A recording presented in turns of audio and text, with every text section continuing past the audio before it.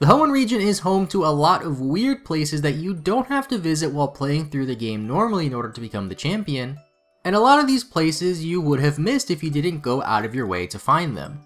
Hoenn seems to have the most places like this out of any Pokemon region, as I've already made a video about these weird places in Hoenn, but that video had a lot of comments about even more weird places that I didn't cover in that first video, most of which I just personally forgot about. Today I'll be looking at even more weird places in the Hoenn region, and I want to thank all the people in the comments of the last video who pointed most of these places out to me. The first place is the Shoal Cave, located north of Mossdeep City. I used to love this area as a kid and even had my own secret base around this area for a while. If you're playing Omega Ruby or Alpha Sapphire, this is also the place you would need to go to in order to evolve your Eevee into Glaceon.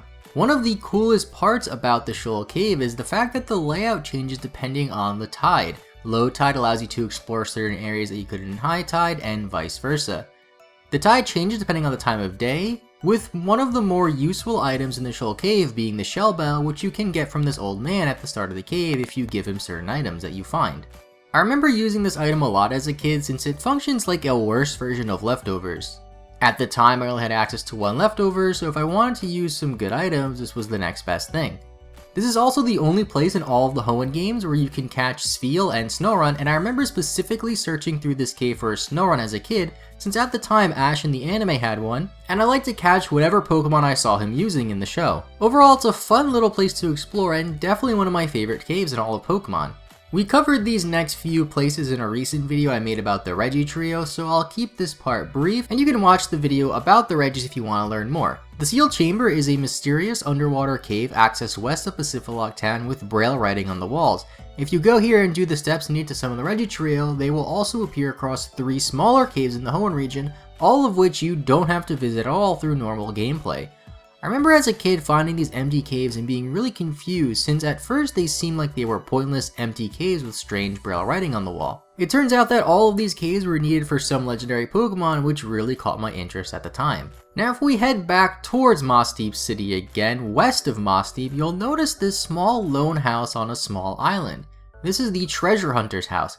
He will give you evolutionary stones in exchange for colored shards, which can be found all across the Hoenn region, and are occasionally held by Corsolas, which can be caught near Evergrande City. Evolutionary stones were harder to get in Ruby and Sapphire compared to some other games at the time, especially Fire Red and Leaf Green, so I remember trying to collect a lot of these shards to get these stones needed to evolve some of my Pokemon. The evolutionary stones also sell for a higher price than the shards in Ruby and Sapphire, making it a decent way to get money as well, since if you don't need the stone, you might as well just sell it. One of the earlier weird places in the Hoenn region is the Trick House, located north of Slateport.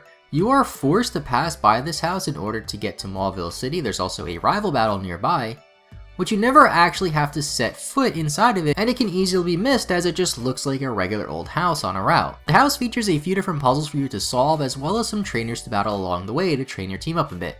There's some items you can get along the way, such as a nugget which can be sold for a higher price, but the items given to you in Omega Ruby and Alpha Sapphire seem a bit better. You can get the Expert Bell, the TMs for Trick Room and Taunt, as well as some Lumio Skelettes, which made their way over from the Kalos region. Heading back into the water on Route 108, you will find the Abandoned Ship. This place was even featured in an episode of the anime, and was changed in Omega Ruby and Alpha Sapphire quite a bit to be the place where you catch Ho-Oh and Lugia, depending on which version you're playing.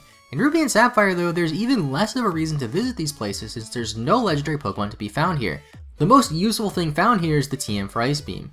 The ship also has a key item called the Scanner, which can be given to Captain Stern in Slateport City in exchange for the Deep Sea Scale or the Deep Sea Tooth, which are used to evolve Clamperl. There's even key item room keys in the ship to open up special rooms, and this weird glitchy trainer who just walks through a wall to battle you. One place I saw a lot of comments about in the last video was a place known as the Scorch Lab, located south of Fortree. This is a cave that resembles the caves you would find one of the Regis in, at least from the outside, except the interior is much bigger and wild Pokemon can be found here. In ORAS you can catch Heatran here. It also has a different layout in ORAS, but in Ruby and Sapphire the most useful part of this area is to get the TM for Sunny Day. The origin of this cave is said to be based off of a Japanese cave where it's said that the Japanese sun goddess Amaterasu shut herself inside of according to Japanese mythology. This gives this small area a nice unique story, but also seems like a missed opportunity to not include some sort of fire Pokemon exclusive to this cave to tie in with this story a bit more.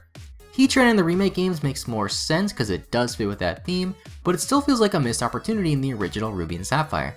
The final place I want to discuss is another place I saw quite a few comments about, and it's been given the name Jigglypuff Island by fans since this is the only place where you can catch Jigglypuff in the Hoenn games. It is located north of Rustboro City and has an entrance leading into Meteor Falls. There's some useful hidden items along this route which differ depending on which game you're playing, but the highlights include heart scales found in all of the games, the TM for Focus Punch in the GBA games, and the opportunity to get Sunstones in Omega Ruby and Alpha Sapphire.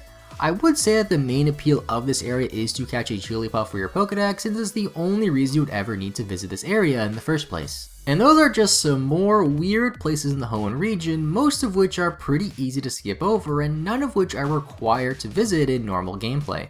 After making 2 videos on this topic for the Hoenn region alone, it made me realize just how much exploration there is within the Hoenn region, making it one of the more explorable regions in all of Pokemon.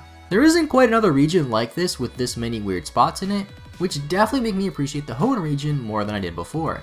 If you made it this far in the video, then consider leaving a like, as it helps the channel a ton, subscribe so you don't miss any future uploads, and check out my first video on this topic if you haven't already, which I will link in the description, as well as a video I made on the weird places in the Unova region.